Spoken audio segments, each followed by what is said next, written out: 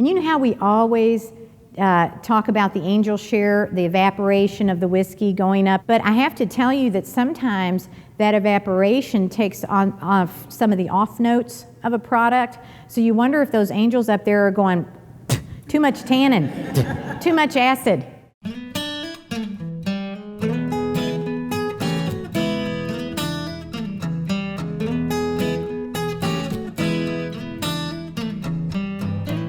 Hello, everybody, and welcome to episode 198 of Bourbon Pursuit. I'm Kenny, one of your hosts, and let's run through just a little bit of the news.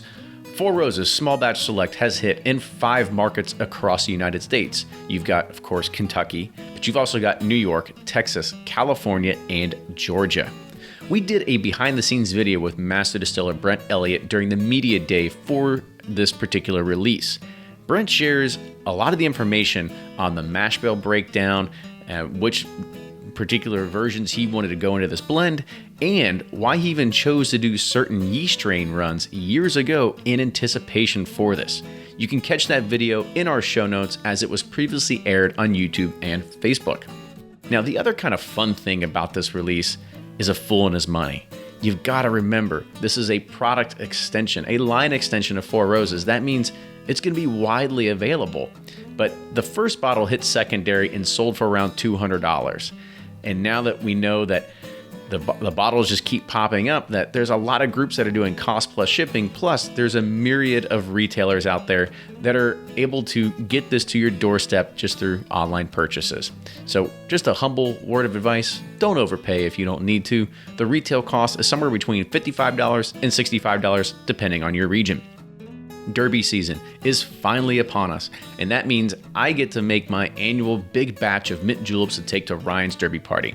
I use 100 proof bourbon and a 1.75 liter handle, mix my own simple syrup, marinate some mint leaves in there, and really this simplifies the whole process because instead of actually having to create individual drinks, now I can just pour it directly from the bottle, and I promise you, it's a lot better than any pre-mix that you're going to find out there on the market.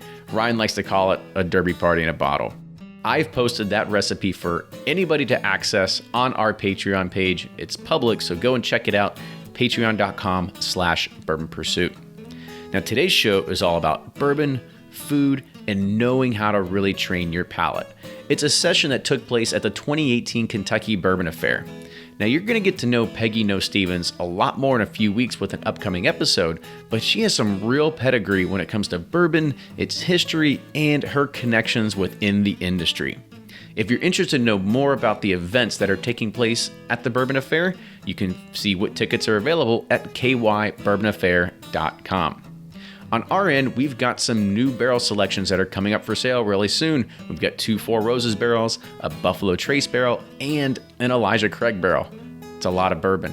And you can get your chance by signing up and supporting us at patreon.com/Bourbon Pursuit. And this is all possible thanks to our retail partner, Keg & Bottle, out of the SoCal area. If you want to visit them online, you can do it at keg-bottle.com. Now, let's hear from our good friend Joe over at Barrel Bourbon, and then you've got Fred Minnick with Above the Char. Hi, this is Joe from Barrel Bourbon. Batch 16 was a project that took over a year. We selected 9 to 15-year-old barrels with similar profiles from different distilleries. It's deeply concentrated, but not too oaky, and finishes with a toasted orange note. Find out more at barrelbourbon.com. I'm Fred Minnick, and this is Above the Char. Bourbon's filled with some of the greatest characters of all time. There are so many that it's almost impossible to pick just one you'd like to go out drinking with. Whether it's on a golf course, fishing pond, or a watering hole, there are so many unique individuals. It would be tough to choose. That became obvious when I put this question out on Twitter. Who would you like to most go out drinking with in bourbon? While flattered many suggested me, I really am, Jim Beam's Fred Noe, Buffalo Trace's Freddie Johnson, and Wild Turkey's Jimmy Russell were the leaders in the clubhouse. Then, after all the obvious names were taken, folks started expressing their desire to drink with deceased bourbon icons, such as Elmer T. Lee, Booker Noe, and the Jim Beam. Perhaps the most touching came from Kyle Henderson of Angel's Envy, saying he'd give anything to have one more drink with his grandfather and master distiller Lincoln Henderson, who passed away in 2013. That thread got me to thinking. Who would I like to most go out drinking with? First, when I go out, I mean really go out to have a good time. I don't want a stuffy turd who will complain about the bill being $5 too expensive. Nothing worse than the guy who complains about everything. No, I want a jovial, laughing, rip-roaring good time fella. And my answer may surprise you, but I'd love to go out drinking with former 1800s era distilling great Cyrus Noble. Today, Cyrus Noble is an NDP-owned bourbon that is owned by the same company that owned it in the 1800s, the Haas brothers. Cyrus Noble was a savant distiller whose whiskey was so good that somebody actually traded a gold mine for it. That's right, a gold mine that later yielded $250,000 in high-grade gold ore. Here's the catch, though, with drinking with Cyrus. He was a big drunk. At 300 pounds, he liked his whiskey and was known to drink so much that he would fall over in the mash, and people would pull him out as he was swimming in his own fermented liquid. But even if I had to pick up the drunken distiller, I would love to hang out with the guy whose whiskey equaled a gold mine. Wouldn't you? And that's this week's Above the Char. Let me know who you'd like to go out drinking with on Instagram or Twitter. You can find me at Fred Minnick. That's at Fred Minnick. Until next week, cheers. For those of you who might know me or don't know me, I'm Peggy Noe Stevens, and I'm the founder of the Bourbon Women Association, and that's who is actually going to sponsor this today as well. But first of all, as people were coming in the door, I was curious, how many of you were here last year with me in my food pairing seminar? Yeah? Okay. And then how many of you, this is the first time you've heard me speak or have done a food pairing? Wonderful. Good. I'm glad I got a few fans in the back of the room. Well, let me tell you that whether you have been through a food pairing with me or not a food pairing with me, or have sipped bourbon and tasted bourbon with me, I've got some good news. I'm going to put you on an even playing field today. Let me see a show of hands for those of you who like to drink bourbon.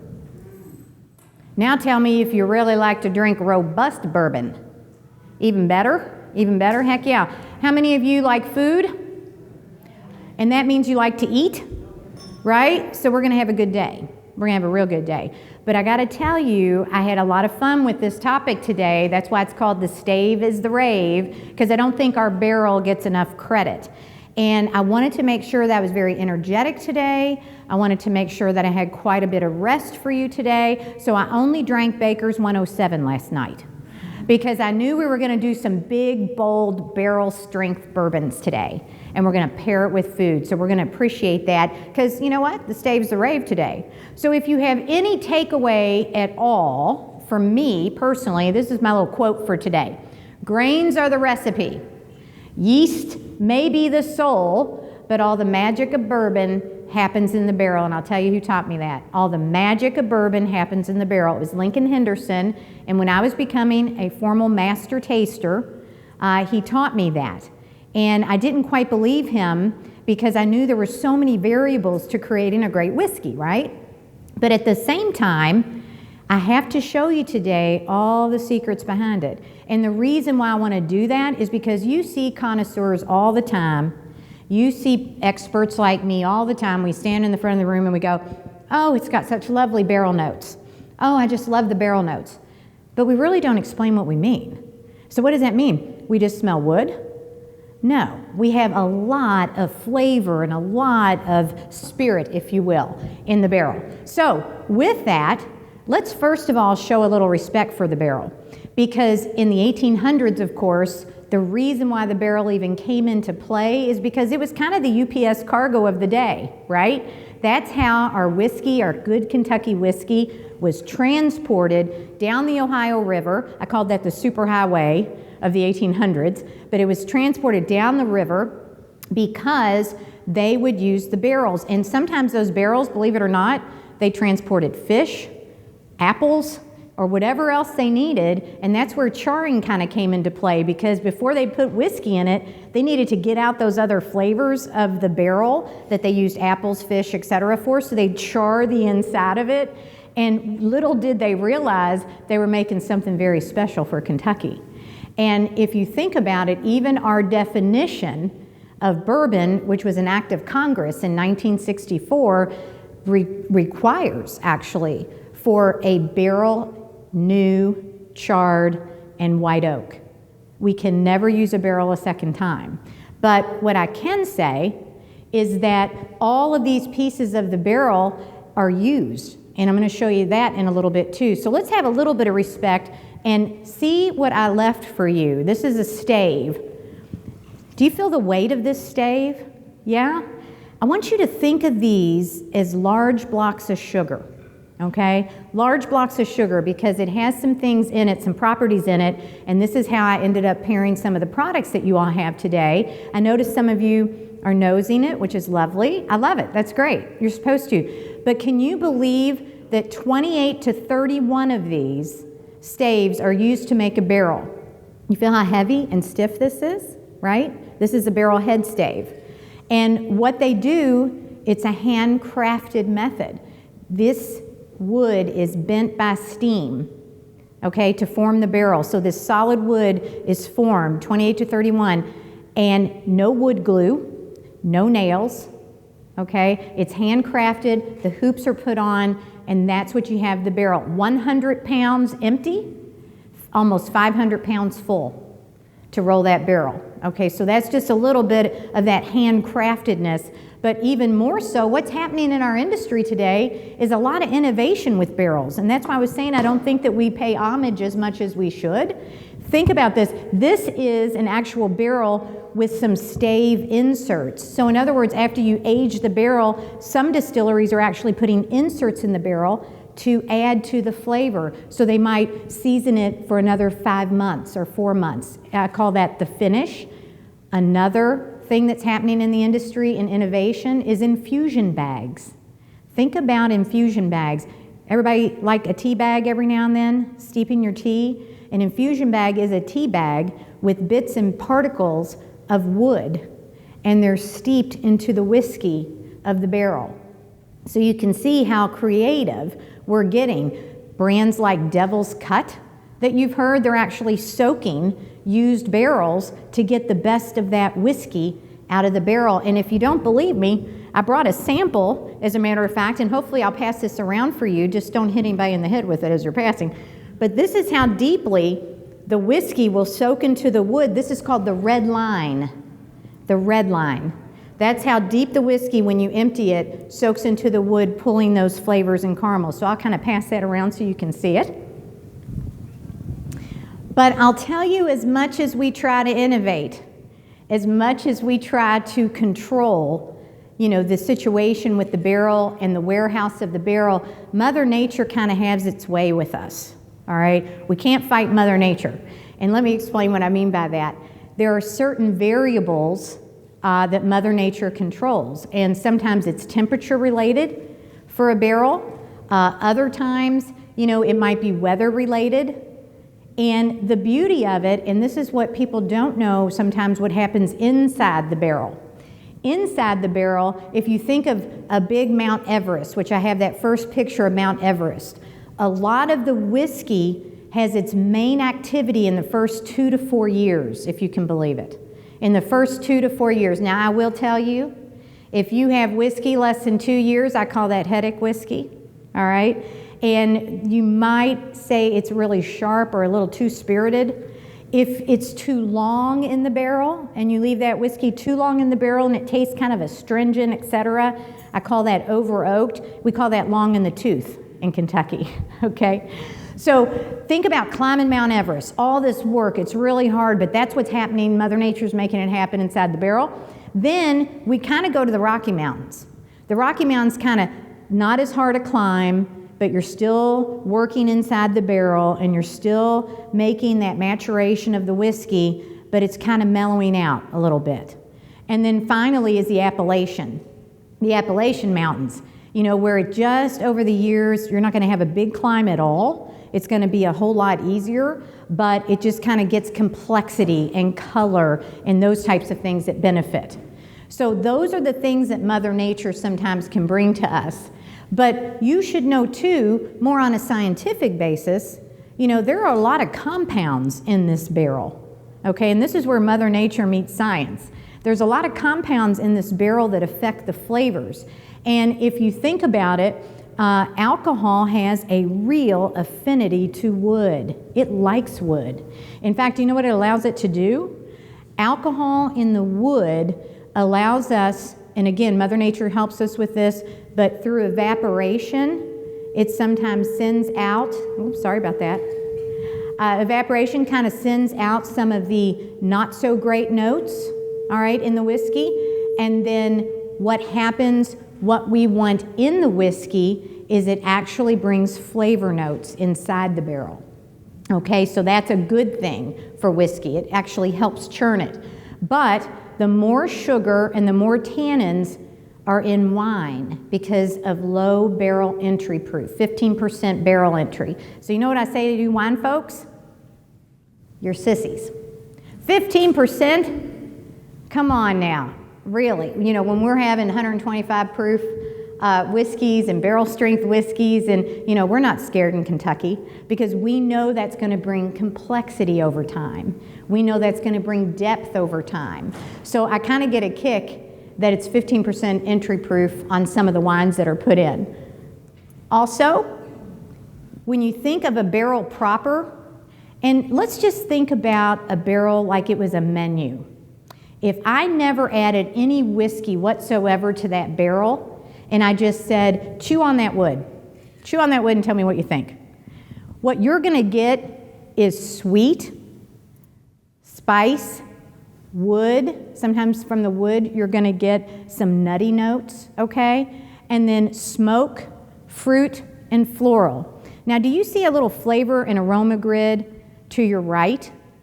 Do you see that? We're gonna follow that pretty closely because it's my job today to kind of break down and dissect some of the flavors of this wood in its natural state and in its toasted and charred state. Because if I can dissect it down for you, you're gonna really understand your prize at the end.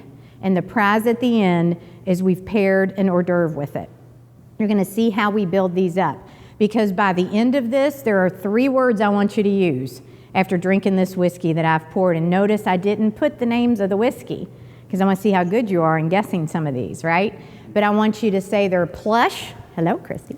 I want you to say they're engaging, and I want you to say they're downright seductive, all right? Because we're playing with the big boy bourbons today, all right? So let's get started. Here's how we're going to use this aroma and flavor grid. We're going to talk about food flavors first.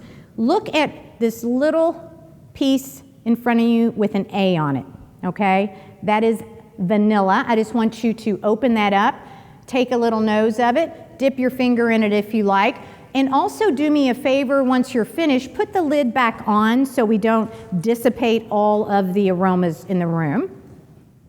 But nose that a little bit. That is a very important flavor or food flavor in the wood because there's what's called vanillin in the wood. Literally, there is vanilla waiting to be part of our whiskey. So vanillin in the wood helps the extraction process, and that's why you taste sometimes the first note of a bourbon can be vanilla. Now the second one, I want you to kind of hold on to your seats here because it's intense, and this is clove.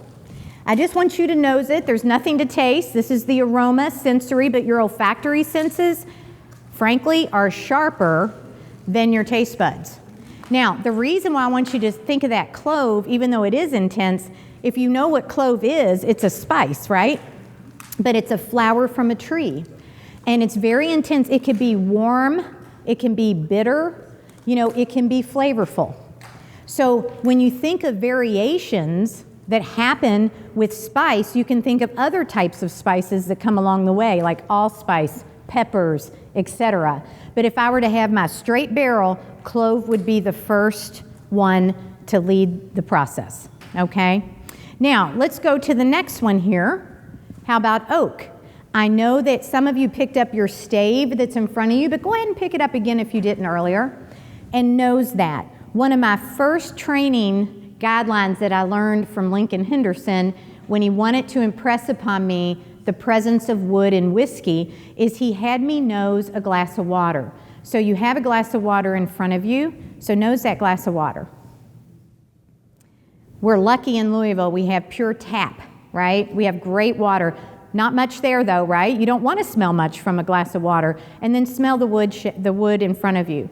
Because what he did was he took a bunch of toothpicks. This is a true story. Took a bunch of toothpicks and he put the toothpicks in water and let them soak. And he said, Peggy, smell the water. Now smell the water with the toothpicks in it. We've only been sitting here 15 minutes. Now can you imagine over the course of 5 to 8 years with that alcohol sitting in the wood, what a difference that presence is going to make, right? So I was pretty impressed by that. Now, how about we try C? This is floral notes that come out from the wood. So what we did is we put a little bit of rose water because that's a pretty prominent floral note that you might find. And then other floral can come from that. You know, you might have hibiscus. You know, you might have a little bit of honeysuckle. But other florals along the way over maturation will happen. But I wanted you to heighten your senses, because this is a very sensory exercise. I wanted you to heighten your senses on the actual floral notes. And then in front of you on a little plate are some dried cherries. I want you to understand the fruit notes. So pick up a couple dried cherries, pop them in your mouth, chew on it a little bit, and see what you think. Because wood can bring out some cherry notes. Again, over time, those cherry notes turn into other fruit notes. You know, fruit notes like apricot. You know, fruit notes like apple. You know, those are two very basic ones that would come out. But I want you to have that baseline before we move in. Make sense? All right, good. So if you're not too full after eating 2 cherries, we're going to go ahead and move to the other ones. Smoke. The smokiness, which also can turn very quickly to savory, but I'm going to give you an example on your tongue later of what savory really means. So the smokiness of bacon made sense to me. So if you'll try a little piece of the bacon strip, if you don't care for bacon, that's just fine. But I want you to gain an understanding of what that does to your tongue, that smokiness. It's a little heavier, right? A little heavier, a little bit more texture to your tongue, but we have a good understanding of that. And as we move each one, just to let you know, you might want to take a bit of a rinse of your water. If some of the nosing, just to let you know, if some of the nosing, like the clove, gets a strong sense for you, a little trick we use is to smell the back of your hand. It will neutralize your olfactory senses, just smelling the back of your hand. And that allows you to go to the next area, okay? So you can see, as we follow along this flavor grid and aroma grid, the master distiller has a hell of a lot of decisions to make. There are so many variables to the barrel. In other words, when he decides to toast it and char it, which we're going to talk about and taste those flavors, how deep does he want to go? So this represents the coloring. This also represents, does he want to start spicy and go all the way to butterscotch? How much chocolate notes does he want or she want? So think about dialing up or dialing down what happens inside the barrel over the years. The master distiller needs to make that decision, and they need to make a lot of other decisions about what goes inside the barrel, and we're going to talk about that. So let's talk now about inside the barrel. In the second column of your flavor grid, we're going to talk about what I call interior flavors. Interior flavors are certainly the toasting and charring, okay? But as far as the toast goes, many people think, oh, well, once you toast the wood, you get more of the caramel notes. And I'm not saying, I don't disagree with you, but many times when I do tastings, I talk about, after tasting, I'll say it has a really, it's framed with toast, or it has a toasted framework. And the reason why I say toasted framework is because that toasting of the caramelization is all working together for me. Okay, so it just has a light toast. Remember that when we start talking about our appetizers. So take a bite of the crostini that's on your small plate. Just take a little bite of that. Plain, simple, but need you to identify that toast flavor. And then there is a caramel on your plate. go ahead and unwrap that and take a little bite of the caramel. Now notice, I did not, and it was purposeful, I did not do a dark caramel. I did a light caramel. You know, frankly, it's craft caramel that you probably remember dipping apples in, right, to make candy apples. Very light, very airy, you know, nothing that's going to make it too heavy for you. But what we're doing when I told you that those staves are large blocks of sugar, we are caramelizing the wood sugar of the barrel. We're taking a flame to the wood and just simply caramelizing. So anybody like creme brulee in here? Okay, it's like the topping of a creme brulee. Light and airy, but not burnt, not smoked, just light and airy. And so that's what we're going for with toasting. And as I mentioned, it certainly does move to the caramel, but it's not a heavy caramel, and that's important to note. Now, are you ready to kind of go into the fun part? The fun part is moving into the charring. The charring is taking a very intense flame to the wood, and we're blistering the wood. Do you know why we're doing that? We want to open up the pores of the wood so that great whiskey soaks in and out and in and out of that wood. I also attribute charring to that beautiful rich amber color, that depth of color we have in whiskey. I also contribute to that campfire smokiness that we have in whiskey that's so wonderful. So with charring, you're going to get many things, okay? We're kind of moving from that caramel that you just took a bite of to a little bit deeper caramel. And the best example I could possibly give you, and you were probably wondering when you were looking at everything that I have for you to eat in 1 hour, that piece of chocolate that's in the white cup. Let me share what this is. This has special meaning to me because this is called a Majeska. A Majeska is considered Louisville's candy. And my father, this is what I grew up on, frankly, in Kentucky, are Majeskas. My father, it was one of his absolute favorite candies, and now I know why, because he could drink it with his bourbon. So what you're going to have here is dark chocolate, marshmallow, all right, and then caramel. So you're going to get the triple crown, all right, of charring flavors. This is identical to charring flavors. So take a big bite, but save half of it for later, because I have a bit of an explosion prize at the end of this for your mouth, I promise. So save half of it for later. What do you think of that? You get that? You get that chocolate, caramel, marshmallow, wonderful combination? So that's what happens with charring. It's like a little campfire, like a s'more almost. I feel at this point you've had a nice little preamble for your mouth, all right? You've learned a few flavors along the way. We're going to do a couple more. But at the same time, I have to turn because my inner geek turns out a little bit during this session. I said toasting, I said charring, I said white oak wood, which is all extremely important. But there's a lot of chemistry that happens. And so this is where my inner geek comes out. So I want to share a couple things with you.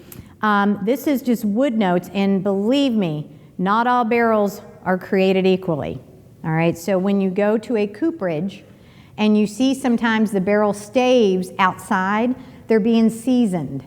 And they're outside and they're drying out because what that does when you season the wood, it actually lessens the density of that hard block that you just touched. All right, it lessens the density so that air flows through it, whiskey flows through it a lot easier. All right, so that's part of it. And also, we're trying to bring out the esters. Esters are just a fancy word for staying flavors. We want wood sugars and we want tannins. We want the best of wood sugar, we want the best of tannins. And then this is a sample of a wood block up close. And all those little dots and all those little veins, if you would, this is called Tylosine. Tylosine is very important, and the only way I can describe it to you of what happens in the barrel is almost like capillaries, all right? If I were to hold a handful of straws in my hand, very loosely, and I poured water over those straws, what would happen? The water would go straight through, right? Well, what Tylosine does for us is if I were to hold those straws and squeeze it a little bit, Some are open, some are not open. You know, some might have a little bit of water fall through once I pour. That's what Tylosi does. It lets the tannin soak in a little slower, so it's not rushed. So that's what it helps us do, and that's a very important piece to helping with the flavor components and bringing out the right things that we want for our whiskey. So the next thing that's a variable to think about, and this is the hardest thing, oxygenation, or just plain oxygen and airflow to make it easy. This is the hardest thing for a cooperage to really get their hands on, and I go back to Mother Nature helping us along a little bit. But oxygenation is really important because the more air that's flowing through, the more fruit notes, floral notes. Also what we want to happen is oxidation. When people say, well, what the heck is oxidation? I have no idea what that is. Think of an apple. If it was sitting on a table and you left it there a couple days, it might brown a little bit, and it actually gets sweeter as it goes sometimes.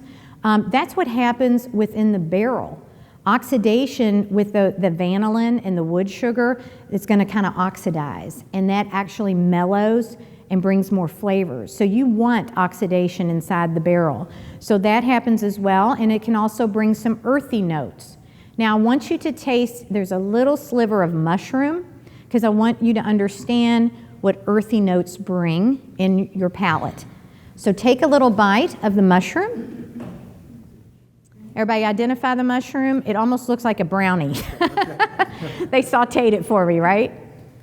So it's good, but take a little bite. That is an earthy note. That is an earthy note, and you can get earthy notes from this and also from the next thing that I want to talk about, and that's water. Water is key. You know, the first point of water that we're going to experience with the barrel is what? Anybody know? Anybody know the first time that we experience water with a barrel? How about barrel entry? Now, in Kentucky, of course, we can go up to 125, but some distilleries really debate what the barrel entry of their whiskey is going to be. You know, as low as 103 with Michter's, you know, 110, I think Makers and Woodford Reserve use, but you can go up from there. So think about when water goes with the whiskey inside the barrel for the first time, it's a bit of a marriage, right? It's a bit of a marriage. They have to react together. So the more water that you put in the barrel for the first time, over time, evaporation's going to happen. And that's also a water feature, if you will. Evaporation happens, and when evaporation happens, the alcohol proof actually goes up because of the evaporation. Has anybody in here heard of the term angel share? And you know how we always talk about the angel share, the evaporation of the whiskey going up, and we can lose 28 to 30%. So it's no joke that there's evaporation. But I have to tell you that sometimes that evaporation takes off some of the off notes of a product. So you wonder if those angels up there are going, too much tannin, too much acid. You know, we joke about it like it's a great thing. Yes, okay. So back to this, another thing that is important is humidity. Think of the humidity that you have. Humidity actually slows the interaction within the barrel. Slows the interaction within the barrel.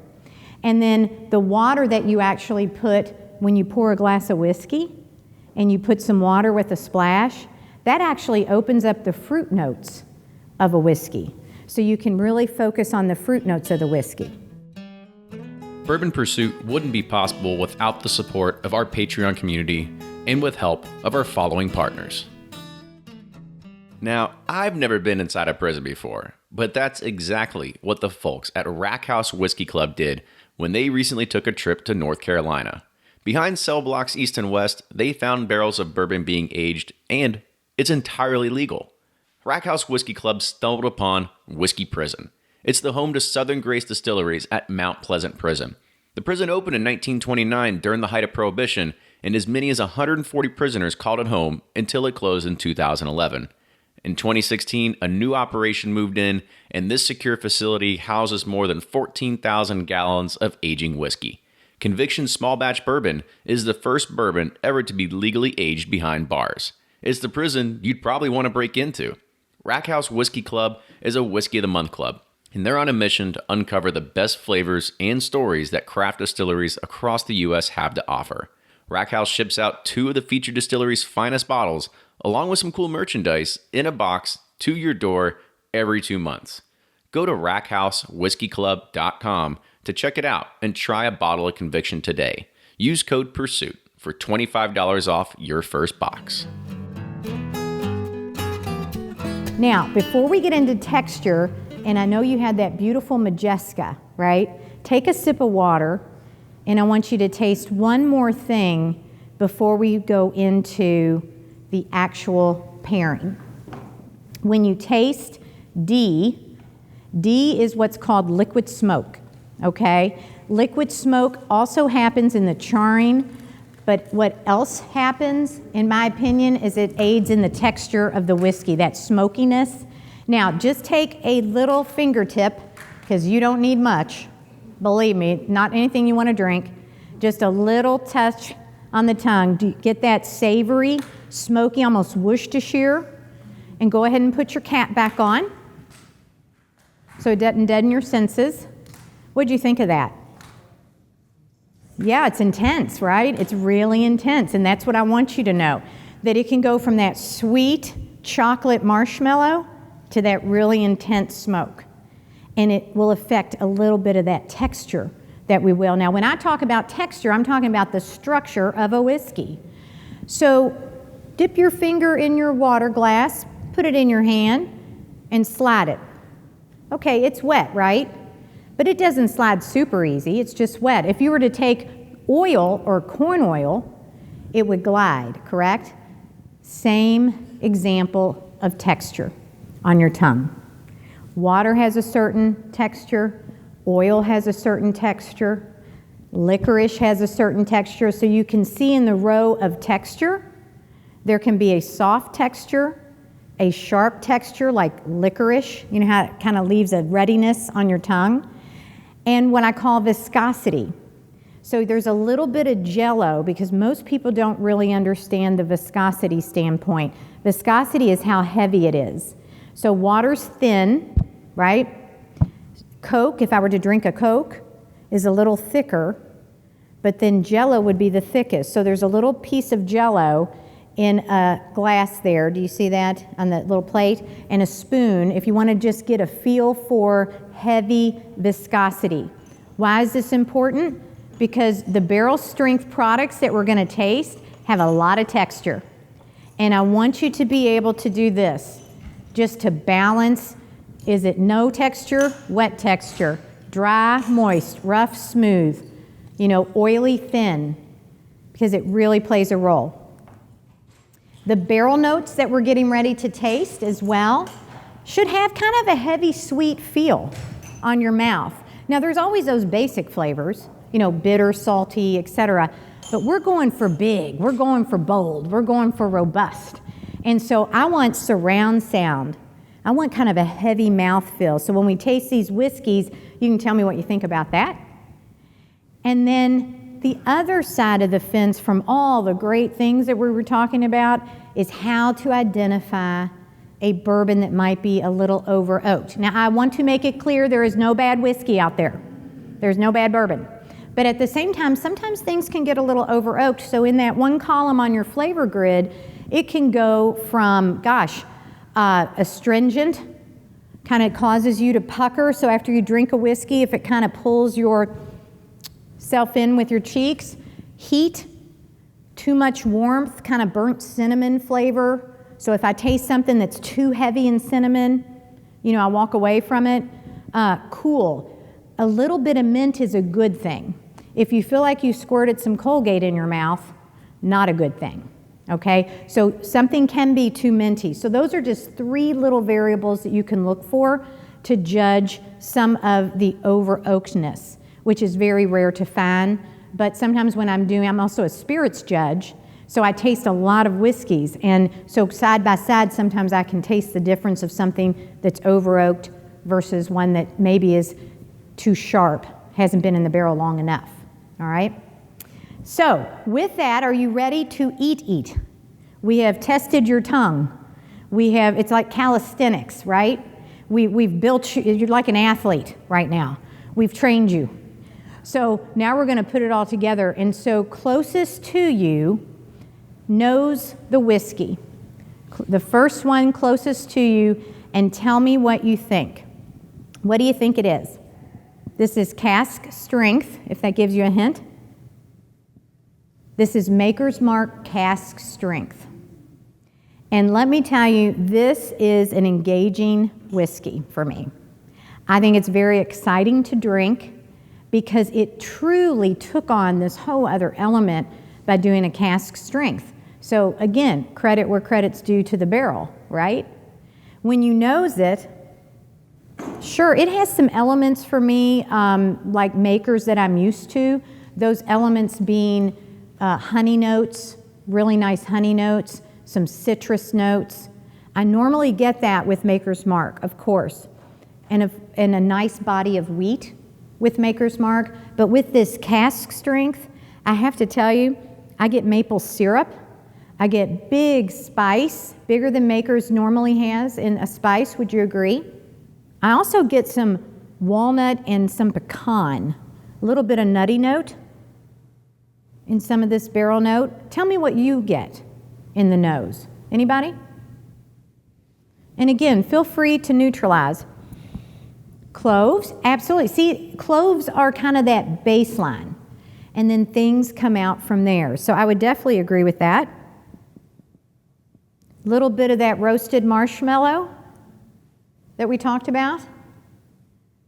All right, so now we're going to taste it. And for those of you, just to let you know, this is between 108 and 114. So if the proof level seems to overpower you, I'm going to show you a little trick that you can do anytime, and I specifically do this when I'm pairing food because it helps really bring out the flavors. I would not suggest that you do this at a bar when you're trying to pick someone up, all right? But let me show you this one. I take a little taste of it, and then I blow out.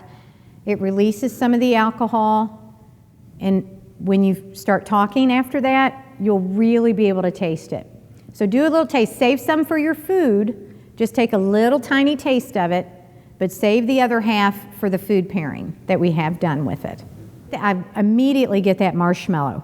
I mean, just absolutely get a little cinnamon from it, a little maple syrup. I even get a tad bit of mint. Tad bit of mint. That maple syrup really comes out for me. And that's why I just want to tell you what we paired today. Again, starting on your left to right, we have a smoked duck with a citrus sorghum on a corn waffle. Now, let me break down the layers. Here's why we did what we did. The smoked duck brought to me these wonderful earthy notes that we've been describing for the last hour. The citrus notes, when I was nosing this and tasting this, I always get citrus from Makers. Always. So I wanted to add a little splash of that. That was important to me. And then the sorghum, I said I get maple syrup. So we wanted to add a syrupy note to it, and that's the sorghum. Put it on a corn waffle because that helps with a little bit of that sweet toasted framework from the barrel. And so take a really big bite of that. It's a duck, again, smoked duck, even more important, with citrus sorghum. Take a bite of that and then take a sip of that whiskey and tell me what you think. What I was going for, just to let you know, normally when I train for food pairings, and anybody who was with me last year, do you remember this chart that I showed? I go for either balance, counterbalance, or what I call explosion. And I'm gonna tell you about that. Balance is when I'm trying to match flavors. I'm trying to create what I call harmony between the food and the whiskey. I'm trying to complement the flavors that I already taste in the whiskey. Counterbalance is when I might go the opposite direction.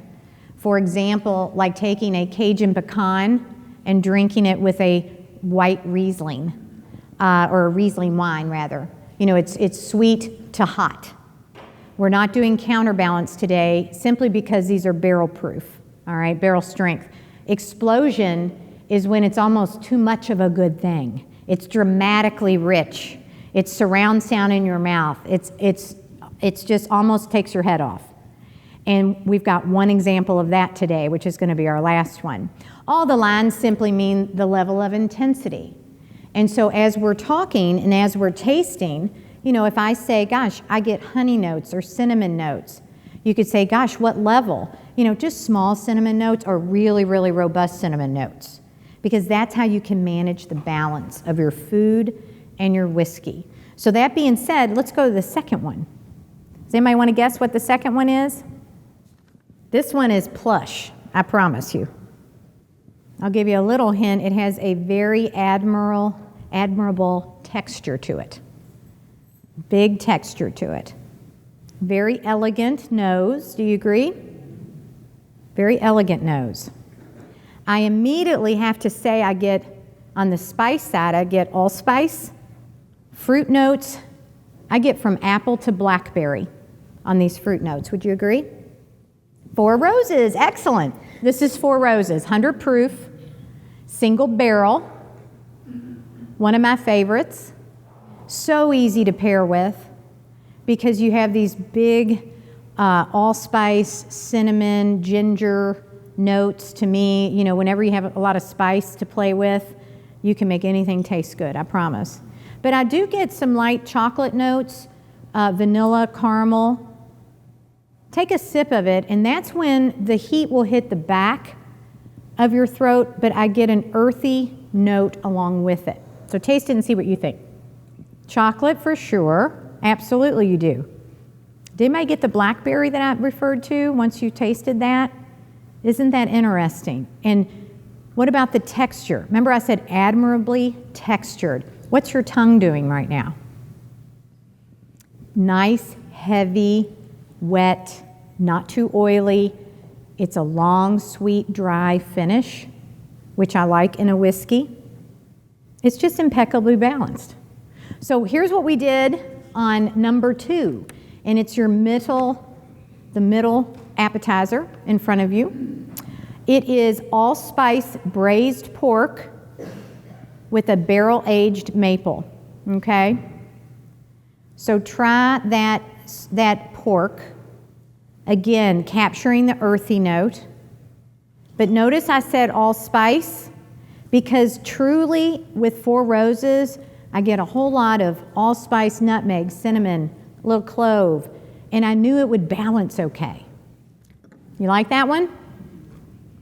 Which one did you like better, the first one or the second one? Second one? Okay. Did you get the allspice balance, the harmony of all that? And again, Four Roses is 100 proof. So we didn't have to work too hard, you know, to pair with a food and let the food flavors come through, which is nice. Now, take a little sip of water, because the next one, I dialed it up a bit. I definitely dialed it up a bit. Does everybody remember me asking you to hang on to the other half of your Majeska? Okay, good. I'm glad you did.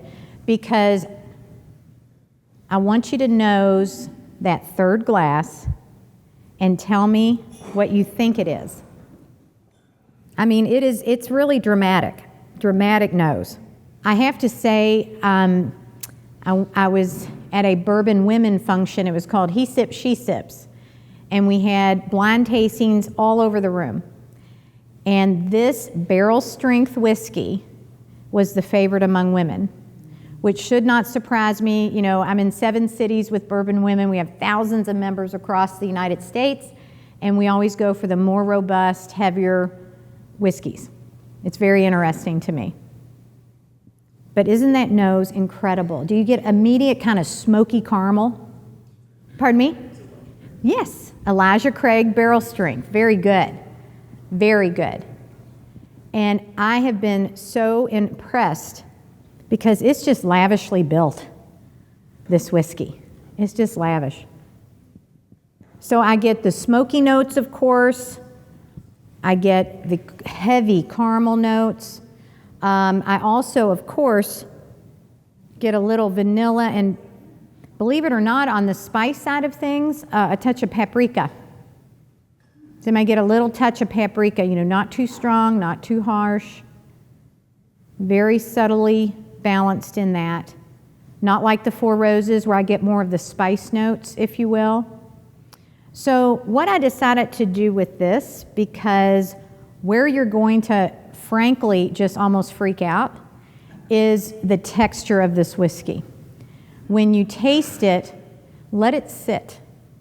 Swallow and let it come back to you. I think you're going to be impressed with the texture, and then I'll tell you what I paired it with. Take a little sip. Do you see how that fills your entire mouth with texture? From the tongue to the upper roof of your mouth, the cheeks, everything in its surround sound. I get dark brown sugar, and this is barrel strength. And how subtle. How subtle. But dark brown sugar for sure. Huge vanilla. Huge caramel. And the chocolate notes just screamed at me. Did they scream at you? And that's why I couldn't help myself. Take that Majeska, pop that thing in your mouth. Take a sip of this, but leave a little bit for the dessert that I came up with. This truly, my husband and I were sampling the Majeskas with this. It was the best sugar buzz I've had in quite some time. Promise. What'd you think of that? Now again, this is between 128 to 140 proof. What I decided to pair with this, because on the fruit note side, I certainly got apple, but I also got a lot of heavy red pear. So what we decided to do was a poached pear with dark chocolate and toasted marshmallow. So it's almost like eating a Majeska cake. So when you get a chance for that, don't even rinse, don't waste your time. Just go for that poached pear cake, it's the last one there, and take that last bit of Elijah with you. Good? Isn't that crazy good? That's not just good, that's crazy good. Now, I am confident that you have a ton of questions for me, and I'm happy to answer them. We covered so much track in an hour, I can't even believe how much we ate in an hour. I don't think since the moment you sat down, you've stopped chewing, actually, which is kind of a good thing with a food pairing, right? Do you feel like we've identified some real flavors of the barrel? Does anybody have a new respect for barrel notes? That when somebody says, oh, I get a barrel note, now you can be descriptive and say, oh, are you getting a little clove? Are you getting a little floral? What are you getting? And even more important, you can actually pair food with your barrel strength bourbon. Or it doesn't even have to be barrel strength. It could be a bourbon, just find out the age of the whiskey, and you'll know what kind of barrel notes. Because remember, short barrel notes, probably 2 to 4 years. Beyond 4 years, you're going to get more complexity, more barrel notes, which I'm not saying that every whiskey has to be old and aged. We're not like those Scotch folks that it has to be a 20-year whiskey. We like to drink our whiskey, while we're still alive. So that's important, all right? And you probably are wondering, why in the heck did she put out a little packet of Mentos? Is anybody wondering what we're going to do with that? Because by the time I've had you all eat all that you've eaten in the last hour, if you go talk to somebody outside, you're going to need this. All right, so will you all make sure that you take your Mentos so they don't blame it on me? All right.